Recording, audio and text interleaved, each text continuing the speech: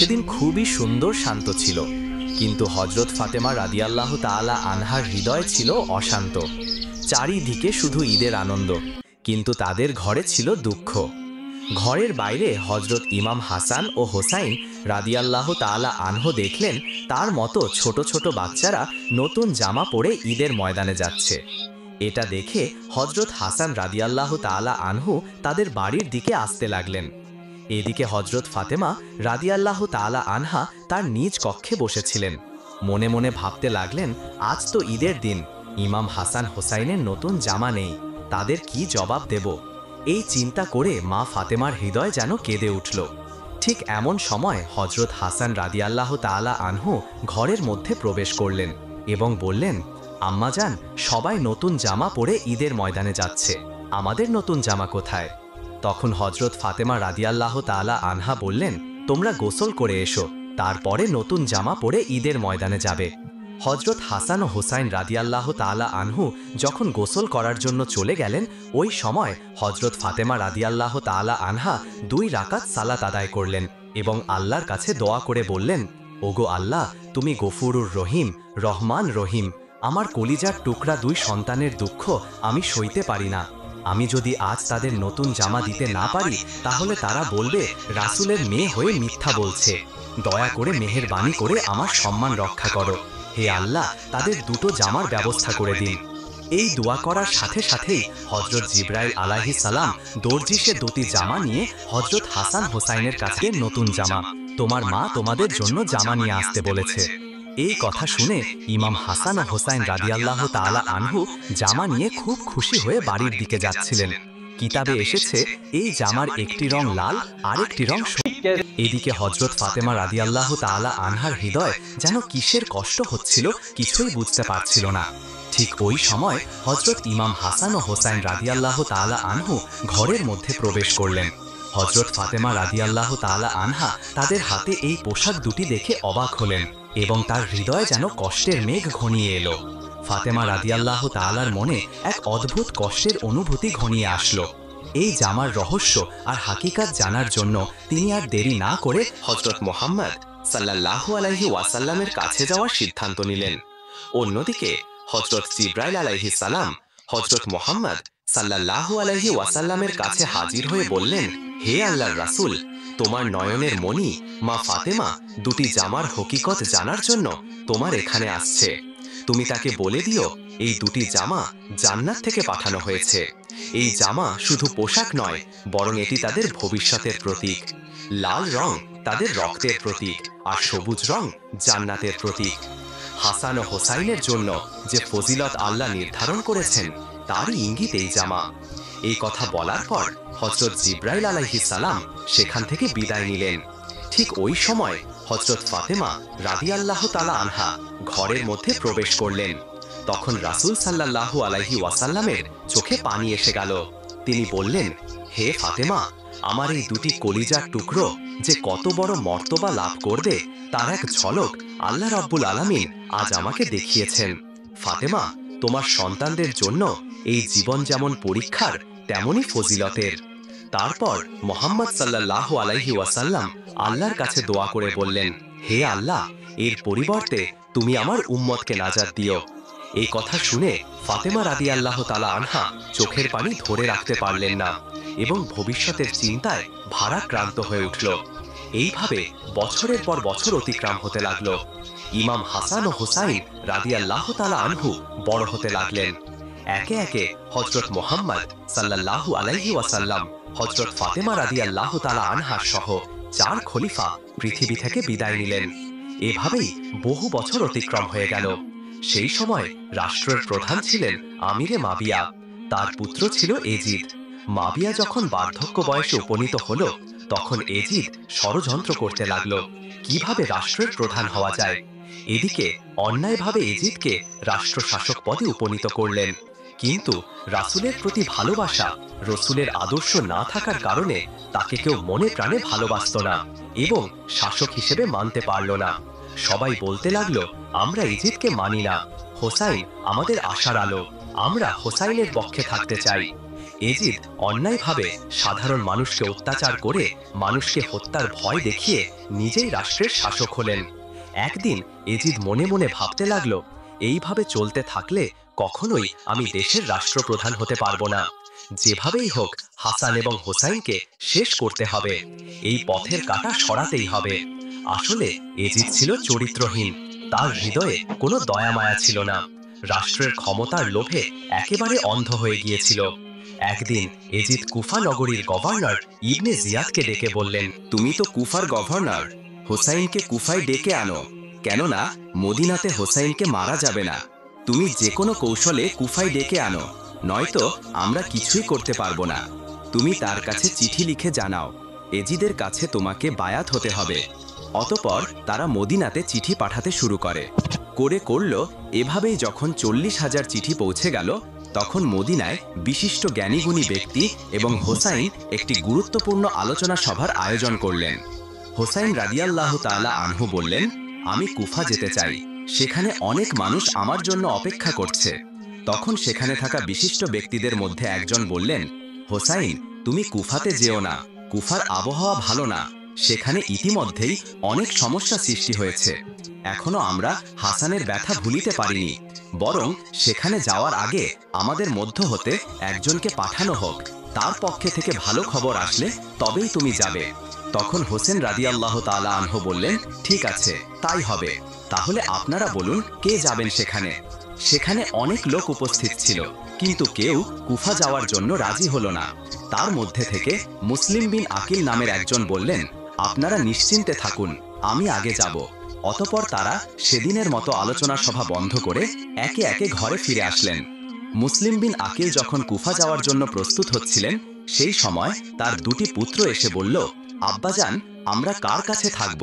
আমাদের তো মা নেই, আব্বাজান আপনি আমাদেরকেও সঙ্গে নিয়ে চলুন। অতঃপর তারা কুফা যাওয়ার জন্য রওনা হলেন। অনেক পথ অতিক্রম করার পর যখন তারা কুফায় এসে পৌঁছালেন, তখন দেখলেন ইতিমধ্যেই সেখানকার অনেক লোক হযরত হোসাইন রাদিয়াল্লাহু তাআলা আনহুর কাছে বায়াত নেওয়ার জন্য প্রস্তুত ছিলেন। তখন তারা বললেন, আমাদের প্রিয় হোসাইন রাদিয়াল্লাহু তাআলা আনহু কোথায়? আমরা তার সাথে থাকব, এই এজিদকে আমরা চাই না। তখন মুসলিম বিন আকিল বললেন, তিনি নিশ্চয়ই আসবেন, তবে আমার চিঠি পাওয়ার পর। সেখানকার মানুষের হোসাইনের প্রতি ভালোবাসা এবং তার প্রতি অটুট বন্ধন দেখে মুসলিম বিন আকিল হোসাইনকে কুফা আসার জন্য বিস্তারিত চিঠি লিখলেন। অতঃপর একজন মুসলিম বিন আকিলের এই চিঠি হযরত হোসাইন রাদিয়াল্লাহু তাআলা আনহুর কাছে পৌঁছে দিলেন। চিঠি পেয়ে হযরত হোসাইন রাদিয়াল্লাহু তাআলা আনহু আর দেরি করলেন না, 72 জন সঙ্গী সাথী সহ কুফা যাওয়ার জন্য রওনা দিলেন। গোপন সূত্রে হযরত হোসাইনের আসার খবর এজিদ পেয়ে যায়।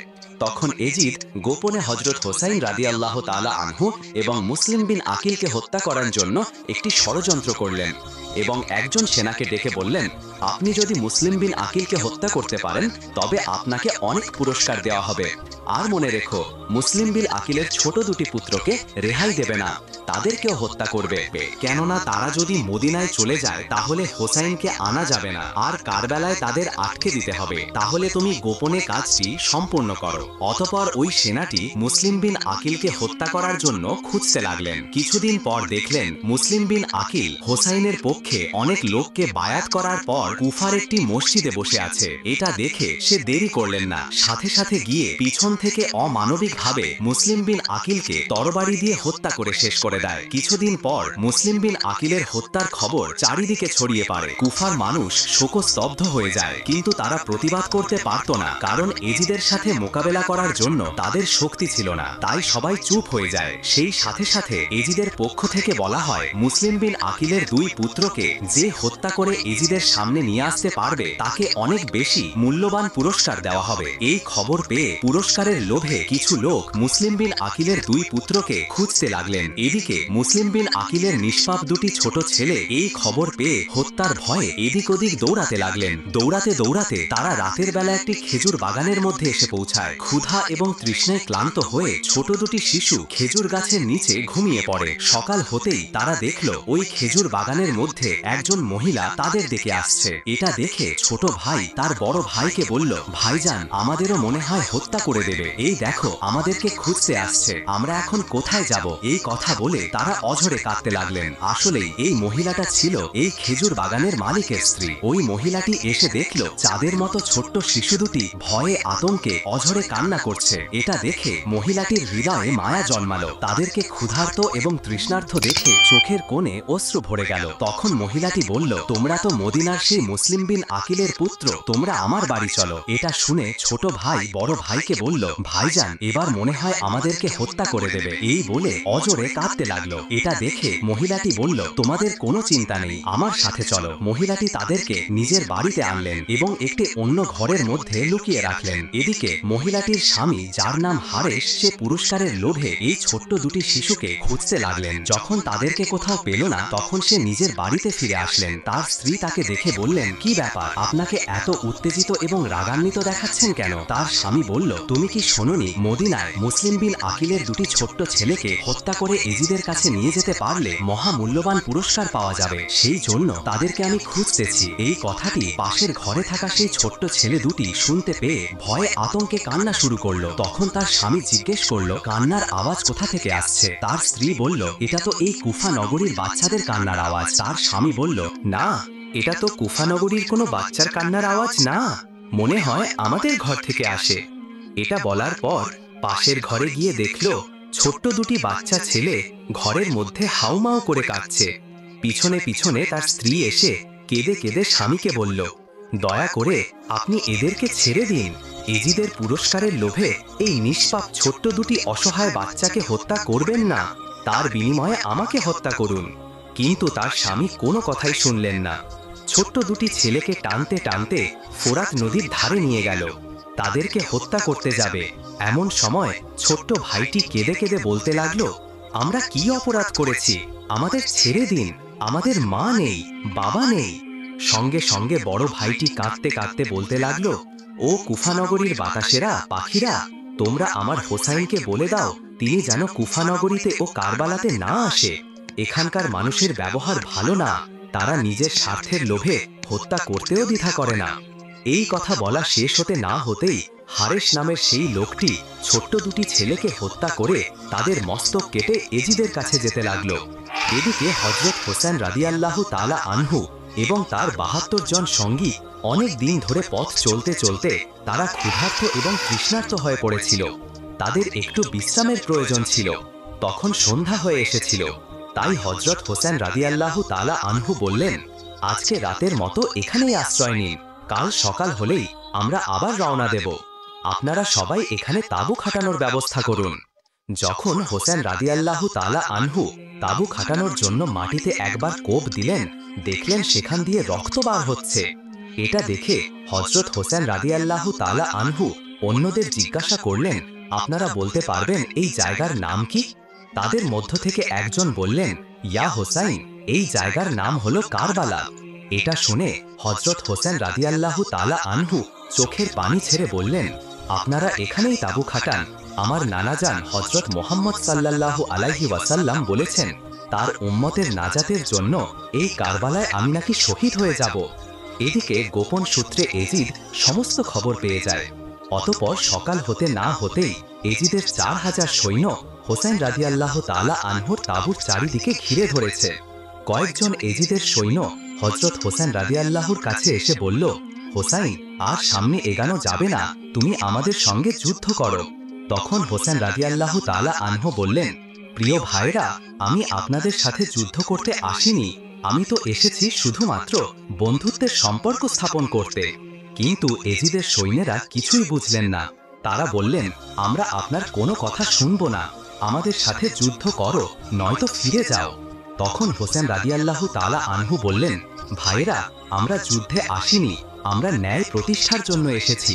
কিন্তু যদি এজিদের জুলুমের বিরুদ্ধে লড়াই করতে হয়, তবে মৃত্যুকেও আলিঙ্গন করতে আমরা প্রস্তুত। এই কথা বলে হযরত হোসেন রাদিয়াল্লাহু তাআলা আনহু তাঁবুর দিকে ফিরে আসলেন। এইভাবে ২-৩ দিন অতিবাহিত হয়ে গেল। অতঃপর রাতের বেলা অনেক চিন্তা করার পর হযরত হোসেন রাদিয়াল্লাহু তাআলা আনহু তাঁবুর বাইরের সমস্ত আগুন নিভিয়ে সবার উদ্দেশ্য করে বললেন, আপনারা সবাই কারবালা ছেড়ে প্রাণ বাঁচানোর জন্য ফিরে যান, কেননা আমাদের কাছে কোনো অস্ত্র নেই, আর আমরা তো মাত্র এই ৭২ জন, আর এজিদের সৈন্য ৪,০০০। অতএব তোমরা আমার কথা শুনো, তোমরা ফিরে যাও, আমি একাই এই এজিদের বিরুদ্ধে যুদ্ধ করে শহীদ হয়ে যাব, কিন্তু রসুলের আদর্শ নীতি এবং ইসলামকে কখনোই শেষ হতে দেব না। এই কথা বলার পর তাঁবুর আগুন জ্বালিয়ে পিছনে চেয়ে দেখল কেউ সেখান থেকে পালায়নি। সবাই হাউমাউ করে কাঁদছে, আর সবাই একসঙ্গে বলছে, ইয়া হোসাইন, আমরা সবাই তোমার সাথে আছি, দরকার হলে এজিদের বিরুদ্ধে যুদ্ধ করে শহীদ হয়ে যাব, তবুও তোমায় ছেড়ে যাব না। পরের দিন সকালবেলা হযরত হোসাইন রাদিয়াল্লাহু তাআলা আনহুর স্ত্রী তার কাছে এসে বলল, প্রাণের স্বামী, এই ছোট্ট 6 মাসের শিশুর গত 3 দিন ধরে খাবার পানি কিছুই খাওয়া হয়নি, ক্ষুধায় তৃষ্ণায় কাতর হয়ে পড়েছে, দয়া করে এই শিশুর জন্য একটু পানির ব্যবস্থা করুন। তখন হযরত হোসাইন রাদিয়াল্লাহু তাআলা আনহু 6 মাসের কচি শিশুকে কোলে নিয়ে একটু পানির জন্য সামনে এগোতে লাগলেন। সেখানে গিয়ে দেখলেন এজিদের সৈন্যরা ফুরাত নদীর পানি বন্ধ করে দিয়েছে। এটা দেখে হযরত হোসাইন রাদিয়াল্লাহু তাআলা আনহু খুবই নম্রভাবে অনুরোধ করে বললেন, দয়া করে এই ছোট্ট শিশুটির একটু পানি দিন, তৃষ্ণায় আমার কচি শিশুর গলাটা শুকিয়ে গিয়েছে, যদি প্রতিশোধ নিতে হয় তাহলে আমাদের ওপরে নিন, এই কচি শিশু তো কোনো দোষ করেনি, দেখুন আপনাদেরও তো এমন ছোট্ট শিশু রয়েছে, দয়া করে আমার এই অনুরোধটুকু রাখুন। কিন্তু অসভ্য এজিদের সৈন্যদের হৃদয়ে এতটুকু মায়া তো হলোই না, বরং পানির বদলে পিছন থেকে একটি বিষাক্ত তীর ছুড়ল, আর ওই তীর কোলে থাকা সেই ছোট্ট শিশু আলী আসগরের পিছন থেকে প্রবেশ করে সামনের দিকে বার হয়ে যায়। এটা দেখে হোসাইন রাদিয়াল্লাহু তাআলা আনহু চোখের পানি আর ধরে রাখতে না, কাঁদতে কাঁদতে তাঁবুর দিকে ফিরে আসতে লাগলেন। তাঁবুর কাছে এসে তার স্ত্রীকে বললেন, এই নাও তোমার কলিজার টুকরো, নয়নের মণি, সন্তানের পানি পিপাসা জীবনের মতো তারা মিটিয়ে দিয়েছে, সে জীবনে আর কখনোই পানি পান করবে না। এটা দেখে সেখানে থাকা সমস্ত লোক চোখে পানি ধরে রাখতে পারলেন না, সবাই অঝরে কান্না করতে লাগলেন। তার স্ত্রী কচি শিশুকে কোলে নিয়ে চোখের পানি ছেড়ে দিয়ে চিৎকার করে কাঁদতে কাঁদতে আল্লাহর কাছে দোয়া করে বললেন, ওগো দয়াময় আল্লাহ, এ কেমন বিচার, যে নবীকে সৃষ্টি না করলে কিছুই সৃষ্টি হতো না, সেই নবীর উম্মতেরা পানি পায় না, এই ব্যথা আমি কিভাবে সইব। আল্লাহ। এদিকে তাদের যুবক পুত্র আলী আকবর কান্নার আওয়াজ শুনে দ্রুত তাঁবুর কাছে আসলেন এবং ছোট্ট শিশুর এই অবস্থা দেখে আর সহ্য করতে পারলেন না। রক্ত হাতে নিয়ে শপথ করে বললেন, আমি এই দেশ সৈন্যদের ছাড়ব না। এই কথা বলে যুদ্ধ করতে চলে গেল। শুরু হয়ে গেল তীব্র যুদ্ধ। যুদ্ধ করতে করতে এক পর্যায়ে আলী আকবর তৃষ্ণার্ত হয়ে পড়েছিল, তার আর চলার শক্তি ছিল না। তাই সে একটু পানি পাওয়ার আশায় তাঁবুর কাছে ফিরে আসলেন এবং বললেন, মাগো, আমার এক গ্লাস পানি দাও, আর আমি চলতে পারছি না, আমার এক গ্লাস পানি দাও, আমি কথা দিচ্ছি কারবালার এই সমস্ত এজিদের সৈন্যকে আমি শেষ করে দেব। তখন মা চোখের পানি ছেড়ে দিয়ে কান্না করে বলে উঠল, আমার কলিজার টুকরো আলী আকবর, পানি যদি থাকতো তাহলে তোমার ভাই আলী আসগর কি তীর খেয়ে মরতো? তখন আলী আকবর মায়ের পায়ের সালাম করে বললেন, মাগো, বিদায় দাও, দেখা হবে হাসরের ময়দানে। তখন সেখানে সমস্ত লোক আরো জোরে জোরে কান্না করছে, কেননা তাদের বেশিরভাগই ছিল নারী। একে একে এজিদের সৈন্যদের হাতে সবাই শহীদ হয়ে গেছে, মাত্র আর কয়েকজন। কি করবে এই কথা ভেবে তারা চোখের পানি থামাতে পারলেন না। এক পর্যায়ে নিষ্ঠুর অত্যাচারী এজিদের সৈন্যরা একে একে সবাইকে শহীদ করে দিয়েছে। বাকি শুধু জয়নাল আবেদিন এবং হোসাইন রাদিয়াল্লাহু তাআলা আনহু। অতঃপর ক্ষুধার্ত তৃষ্ণার্ত ক্লান্ত জয়নাল আবেদিন বললেন, হোসাইন, তুমি যেও না, আমি যুদ্ধ করতে যাব। তখন হোসাইন রাদিয়াল্লাহু তাআলা আনহু বললেন, তুমি যদি যুদ্ধে যাও তাহলে রাসূলের বংশের বাতি কে জ্বালাবে? এই কথা বলে জয়নাল আবেদিনকে সেখানে রেখে হোসাইন রাদিয়াল্লাহু তাআলা আনহু একাই হাজার হাজার সৈন্যদের বিরুদ্ধে যুদ্ধ করার জন্য চলে গেলেন। এক পর্যায়ে হযরত হোসাইন রাদিয়াল্লাহু তাআলা আনহু যুদ্ধ করতে করতে একাই অনেক সৈন্যকে হারিয়ে দিলেন। এটা দেখে এজিদের সৈন্যদের মধ্যে একজন বলল, এমনি থেকে হোসাইনের সাথে একাই আমাদের সবাইকে শেষ করে দেবে, তার কাছে আমরা কেউ জিততে পারবো না, আমাদের কৌশল অবলম্বন করতে হবে, তাকে সামনে থেকে নয় পিছন থেকে মারতে হবে। অতঃপর তারা কৌশল অবলম্বন করল।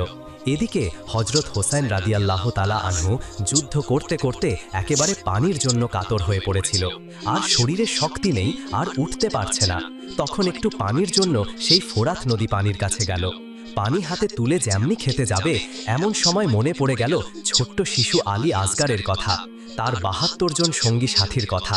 তখনই চোখের পানি ধরে রাখতে পারলেন না, অঝরেই চোখ দিয়ে জল চলে এলো আর বলতে লাগলো, ওগো আল্লাহ, আমার নানাজান হযরত মুহাম্মদ সাল্লাল্লাহু আলাইহি ওয়াসাল্লামকে সৃষ্টি না করলে এই আসমান জমিন কিছুই সৃষ্টি হতো না, আর সেই নবীর উম্মতেরা আজ পানি পায় না। এই সমস্ত কথা চিন্তা করে হযরত হোসেন রাদিয়াল্লাহু তাআলা আনহু পানি পান করলেন না, আবার যুদ্ধের জন্য প্রস্তুত নিলেন। কিন্তু তিনি তো উঠতে পারে না, গায়ে শক্তি নেই, পিপাসায় গলা শুকিয়ে গিয়েছে। তবু এজিদের সৈন্যদের কাছে হার মানতে চায় না, শেষ জীবন পর্যন্ত যুদ্ধ করতে চায়। ঘোড়ার পিঠে উঠতে যাবে কিন্তু উঠতে পারে না, পড়ে যায়। দূর থেকে এজিদ সৈন্যরা লক্ষ্য করে দেখল হোসাইন আর উঠতে পারে না। তখন পিছন থেকে লুকিয়ে লুকিয়ে অনেক এজিদ সৈন্য এসে জোর করে ধাক্কা দিয়ে মাটিতে ফেলে দিল। তখন হোসাইন রাদিয়াল্লাহু তাআলা আনহু বললেন, প্রিয় ভাইরা, আমাকে 2 রাকাত নামাজ আদায় করতে দিন, তারপর আমি আবার যুদ্ধ করব। এজিদের সৈন্যরা তখন সুযোগ পেয়ে গেল। তারা জানতো নবীর বংশের নাতি কখনোই নামাজ বাদ দেবে না, আর এই সুযোগেই তার বদলা নেবে। অতঃপর হযরত হোসাইন রাদিয়াল্লাহু তাআলা আনহু নামাজ পড়া শুরু করলেন, আর সমস্ত এজিদের সৈন্যরা চারিদিক থেকে ঘিরে ধরল। হযরত হোসাইন রাদিয়াল্লাহু তাআলা আনহু যখন নামাজের মধ্যে ছিলেন, ওই অবস্থায় এজিদের সেই পশু কাফের সৈন্যরা পিছন থেকে অনেকগুলো তীর একসাথে হযরত হোসাইন রাদিয়াল্লাহু তাআলা আনহুর দিকে ছুঁড়ে মারলেন। একসাথে 72খানা তীর পিছন দিক থেকে প্রবেশ করে সামনের দিক থেকে বার হয়ে গেল। কিন্তু হোসাইন রাদিয়াল্লাহু তাআলা আনহু নামাজ ছাড়লেন না। এই সুযোগটাকে কাজে লাগিয়ে এজিদের সৈন্যরা পরপর আবারও তীর নিক্ষেপ করল। হযরত হোসাইন রাদিয়াল্লাহু তাআলা আনহু যখন নামাজ শেষ করলেন, ততক্ষণে অনেকগুলো তীরের আঘাতে শরীর ঝাঁঝরা করে দিয়েছে। হযরত হোসাইন রাদিয়াল্লাহু তাআলা আনহু আর উঠতে পারলেন না। একেবারে শেষে চোখের পানি ছেড়ে দিয়ে অজরে কান্না করে বললেন, ওগো পৃথিবী, দেখো, ন্যায়ের প্রতিষ্ঠার জন্য আমার পরিবার শহীদ হয়েছে, কিন্তু ইসলামকে মুছে ফেলা যাবে না। এই কথা বলতে বলতে কারবালার প্রান্তে রক্তমাখা শরীর নিয়ে লুটিয়ে পড়লেন। আর এভাবেই হযরত হোসাইন রাদিয়াল্লাহু তাআলা আনহু শেষ নবী হযরত মুহাম্মদ সাল্লাল্লাহু আলাইহি ওয়াসাল্লামের উম্মতের নাজাতের জন্য নিজের জীবনকে উৎসর্গ করে দিয়ে কারবালার প্রান্তে শহীদ হয়ে গেলেন। প্রিয় বন্ধুরা, কারবালার প্রান্তে শহীদ হবার ঘটনা শুধু একটি যুদ্ধ নয়, এটি একটি ন্যায় ও অন্যায়ের চিরন্তন লড়াই। হোসাইন ও তার সঙ্গীদের আত্মত্যাগ মানব ইতিহাসের এক অন্যান্য দৃষ্টান্ত।